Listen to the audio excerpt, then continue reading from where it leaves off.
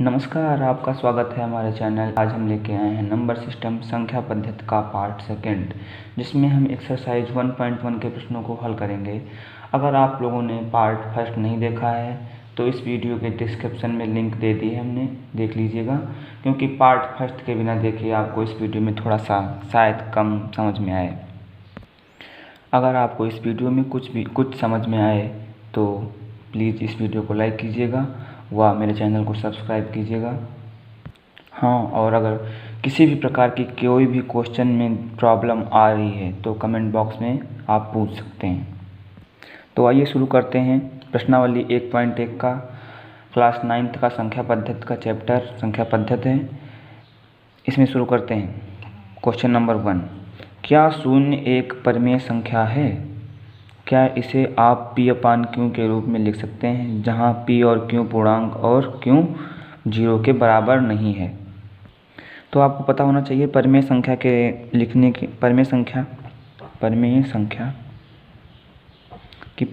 क्या होती है। q p/q के रूप में हम उसको परिमेय संख्या होती है जहां पर q बराबर 0 नहीं होना चाहिए। तो हम क्या शून्य को लिख सकते हैं इस p/q के रूप में। तो 0/1 लिख सकते हैं ना।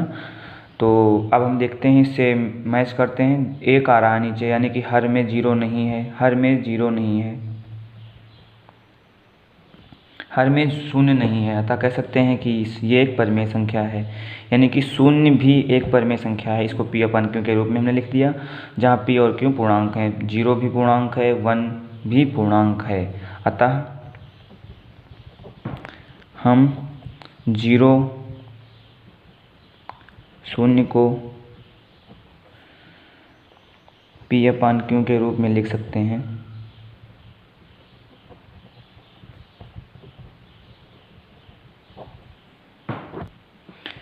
इसे हम शून्य को p/q के रूप में लिख सकते हैं, अतः इसलिए शून्य एक परिमेय संख्या है। शून्य एक परिमेय संख्या है। अब हम बात करते हैं क्वेश्चन नंबर 2 की। इसमें 3 और 4 के बीच 6 परिमेय संख्याओं को ज्ञात करना है। तो हम इन 2 प्रकार से ज्ञात कर सकते हैं। पहली विधि है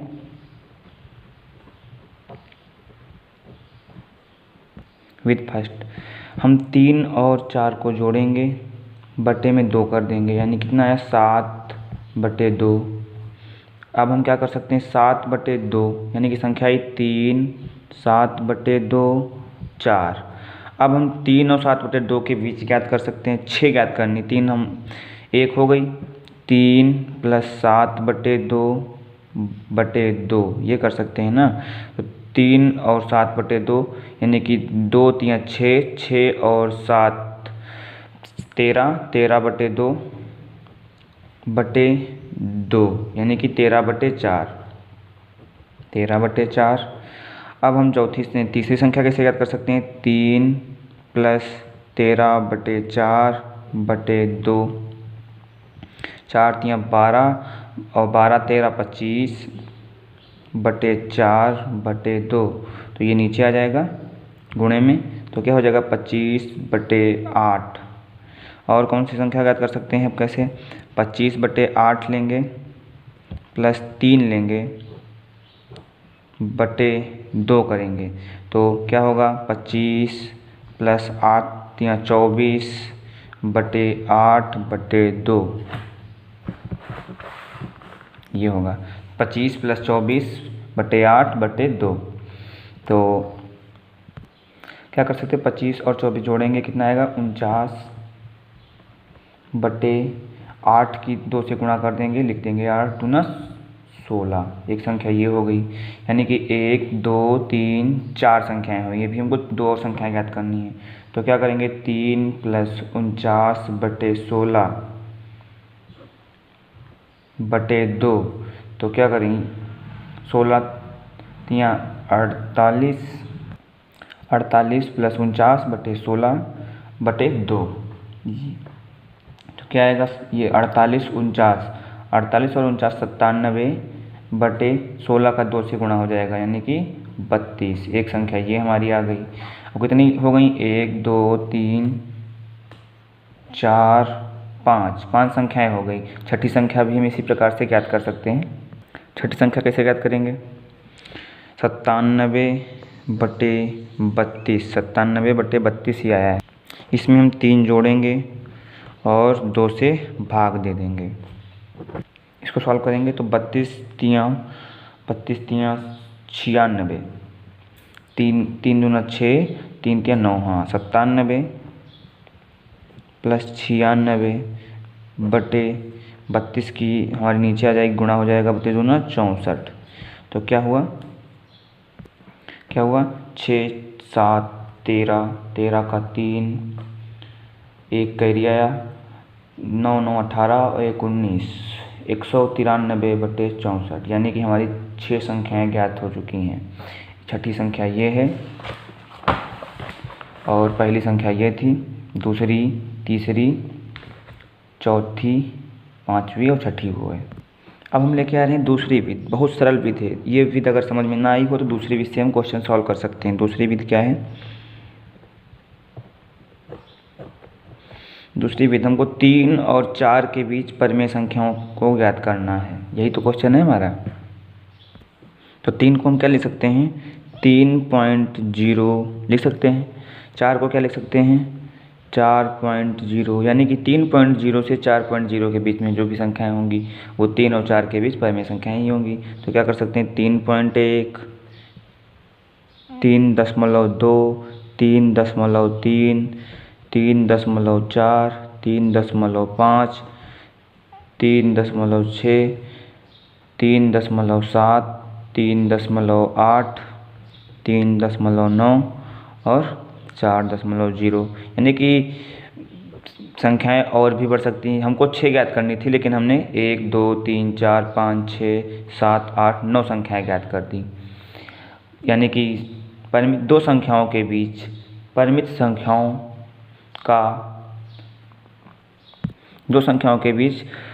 का परिमित होना आवश्यक नहीं है। संख्याएं अपरिमित हो सकती हैं, बहुत सी संख्याएं हो सकती हैं। तो दूसरी विधि तो आपको बहुत समझ में आई होगी। अगर पहले विधि से क्वेश्चन सॉल्व नहीं हो रहे हैं तो दूसरी विधि से हम सॉल्व कर लेंगे। अब क्वेश्चन नंबर 3 है। इसमें 2/5 और 4/5 के बीच 5 परिमेय संख्याएं ज्ञात करनी हैं। तो हम दूसरी वाली विधि लगाएंगे, विधि वाली सेकेंड नंबर मेथड लगाएंगे। तो 2/5 को पहले हम दशमलव के रूप में लिखेंगे, 4/5 को पहले हम दशमलव के रूप में लिखेंगे। दशमलव के रूप में लिखने से कैसे लिखते हैं? हम जो बटे में हर है उससे हम उसको भाग देते हैं। 5 0 0, 2 बचा, दशमलव लगाया हमने, 0 लिख लिया। 5 चौके 20 हमारा हो गया ये, यानी कि 0.4। 2/3 की जगह आप क्या लिख सकते हैं? 0.4। और 4/5 के जगह क्या लिख सकते हैं? 5 से 4 को भाग देंगे, 5 0 0, 4 लिखेंगे, दशमलव लगाएंगे 0, 5 और 40, यानी कि हमारा 0.8 से 0.8 के बीच ही लिखनी है। अब हमको 4 और 8 के बीच लिखनी, तो क्या कर सकते हैं? 0.4, हम इसके आगे तो एक 0 बढ़ा सकते हैं, से 0.8, इसके आगे भी 0 बढ़ा लिया हमने। अब क्या कर सकते हैं? कौन सी संख्याएं होंगी? तो 0.41 हो सकती है, 0.42 हो सकती है, 0.43 हो सकती है। ऐसे हमको 5 संख्या ज्ञात करनी, तो हम 0.44 हो सकती है, 1 2 3 4 संख्याएं हुई, 0.45। इसी प्रकार से हमारी 5 संख्याएं पूरी हो गई। हमको 2 संख्याओं के बीच में ये याद रखना है कि परिमेय संख्याओं का कोई निश्चित मान नहीं होता है, अपरिमित परिमेय संख्याएं हो सकती हैं। अब हम प्रश्नावली 1.1 के क्वेश्चन नंबर 4 की तरफ बढ़ते हैं। सत्य और सत्य कथन बताना है हमको। जिस प्रकार से हमने उदाहरण कल किए थे पार्ट फर्स्ट में, उसी प्रकार से ही प्रत्येक प्राकृत संख्या एक पूर्ण संख्या होती है। प्रत्येक प्राकृत संख्या एक पूर्ण संख्या होती है, पहला क्वेश्चन है। तो इसको हल करने के लिए हम सबसे पहले क्या करेंगे? 1 नंबर वाला को हम हल कर रहे हैं, 1 को हल कर रहे हैं। तो प्राकृत संख्या हमको पता होनी चाहिए जिनसे हम गिनती कर सकते हैं किसी को, उनको प्राकृत संख्या कहते हैं। 1 2 3 4 5 6 डेस डेस डेस। प्राकृत संख्याएं होती हैं यही, जिनसे हम किस संख्या को गिन सकते हैं। अब प्रत्येक प्राकृत संख्या क्या पूर्ण संख्या होती है? तो पूर्ण संख्या लिख देंगे, ये प्राकृत संख्या हो गई। पूर्ण वाली लिखेंगे, पूर्ण में क्या होता है? जीरो शामिल हो जाता है, 0 1 2 3 4 डेस डेस। तो अब हम क्या देखते हैं, प्रत्येक प्राकृत संख्या एक पूर्ण संख्या है। प्राकृत संख्या प्रत्येक पूर्ण संख्या है। हाँ, जितनी भी प्राकृत संख्याएं सारी तो पूर्ण संख्याओं मिल रही हैं, यानी कि ये सही है, ये सही है। हाँ, सत्य है ये। अब हम बढ़ते हैं क्वेश्चन नंबर 2 की तरफ। क्या प्रत्येक पूर्णांक एक पूर्ण संख्या होती है? प्रत्येक पूर्णांक, तो पहले पूर्णांक लिख लेंगे, जो भी पूछे लिख लो तुरंत, कुछ करना नहीं। पूर्णांक लिखेंगे। पूर्णांक क्या होते हैं? पूर्णांक क्या होते हैं? 0 धनात्मक पूर्णांक भी होते हैं, 2 3 4 5 डेस डेस, -1 -2 -3 डेस डेस डेस। ये हमारे पूर्णांक है। ये 0 के इधर के जितने निगेटिव निशान के साथ हैं ऋणात्मक पूर्णांक, जितने पॉजिटिव साइन के साथ हैं वो धनात्मक पूर्णांक। 0 जो हमारा है ना तो ऋणात्मक पूर्णांक है और ना ही धनात्मक पूर्णांक है। अब हमको पूर्णांक, ये क्वेश्चन है प्रत्येक पूर्णांक एक पूर्ण संख्या होती है, तो पूर्णांक लिख लिए, पूर्ण संख्या लिख लिए हम, पूर्ण संख्या लिख ली, पूर्ण संख्या लिखी हुई है। अब हम देखते हैं प्रत्येक पूर्णांक पूर्ण संख्या होती है? नहीं होती है, क्योंकि ऋणात्मक पूर्णांक पूर्ण संख्या में नहीं आते हैं। ऋणात्मक पूर्णांक पूर्ण संख्या में नहीं आ रहे हैं, इसलिए कह सकते हैं प्रत्येक पूर्णांक पूर्ण संख्या नहीं होती है, यानी कि ये नहीं, असत्य है ये। अब हम बढ़ते हैं क्वेश्चन नंबर 3 की तरफ। क्वेश्चन नंबर 3 कह रहा है प्रत्येक परिमेय संख्या एक पूर्ण संख्या होती है। परिमेय संख्याएं तो हम जानते हैं जिनके बटे में 0 ना हो, कुछ भी हो, परिमेय संख्याएं।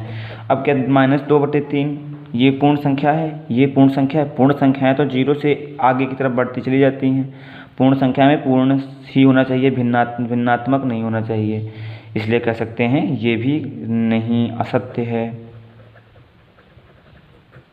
क्योंकि प्रत्येक परिमेय संख्या पूर्ण संख्या नहीं हो सकती, क्योंकि परिमेय संख्या भिन्नात्मक होती हैं, पूर्ण संख्या भिन्नात्मक नहीं होती हैं। परिमेय संख्या भिन्नात्मक हो सकती हैं, पूर्ण संख्या भिन्नात्मक नहीं हो सकती। पूर्ण संख्या ही रहेंगी। इसी क्वेश्चन नंबर 4 के साथ एक्सरसाइज 1.1 समाप्त हुई। अब हम बढ़ते हैं आगे की ओर। आगे कुछ और संख्याओं के बारे में जानते हैं। अपरिमेय संख्याएं। परिमेय संख्या हमने पढ़ लिया था, उसके सामने आ लग गया, यानी कि जो परिमेय ना हो, यानी कि वे संख्या है जिनको P/Q के रूप में ना लिखा जा सके, वो अपरिमेय संख्या होती हैं, जहाँ Q not equal to 0, Q 0 के बराबर नहीं होना चाहिए। इसको इंग्लिश में इरेशनल नंबर कहते हैं, इरेशनल नंबर। अब अपरिमेय संख्याओं के उदाहरण क्या हैं? √2, रूट में लगी हुई सारी संख्याएं अपरिमेय संख्याएं होती हैं, लेकिन जिनका रूट निकल जाता है, जैसे √4 है, इसका हम निकल जाता है, यानी कि इसका वर्गमूल निकल जाता है, +-2 होता है, ये संख्या परिमेय संख्या होती है। लेकिन जिसका रूट ना निकले वो अपरिमेय संख्या ही होती है। पाई भी एक अपरिमेय संख्या है, इसका मान कितना होता है? चलो आगे बात करेंगे, पाइथागोरस प्रमेय जब पढ़ेंगे। अब बात आती है वास्तविक संख्या, रियल नंबर क्या होते हैं। हाँ, अपरिमेय संख्या को S letter, capital letter S से प्रदर्शित करते हैं। अब बात करते हैं वास्तविक संख्या। वास्तविक संख्याएं क्या होती हैं? Real number. परिमेय और अपरिमेय संख्याओं को एक पास इकट्ठा कर लिया जाए तो परिमेय और अपरिमेय दोनों एक पास जब आ जाएंगी तो उनसे बनी संख्याएं वास्तविक संख्याएं कहलाती हैं। इसको हम कैपिटल लेटर R से प्रदर्शित करते हैं, यानी कि परिमेय संख्याएं और अपरिमेय संख्याएं दोनों मिलकर क्या बनती हैं? वास्तविक। परिमेय प्लस अपरिमेय बनती हैं वास्तविक। दोनों संख्याओं का संग्रह वास्तविक संख्या बनता है। इसी के साथ हम ये पार्ट यहीं पे समाप्त करते हैं। अगले पार्ट में हम बात करेंगे एक्सरसाइज 1.2 के कुछ क्वेश्चनों की और एग्जाम्पल की। अगर आपको इस वीडियो में कहीं भी कोई भी प्रॉब्लम आई हो तो आप कमेंट सेक्शन में पूछ सकते हैं, और अगर आपको ये वीडियो पसंद आया हो तो इसको लाइक कीजिएगा और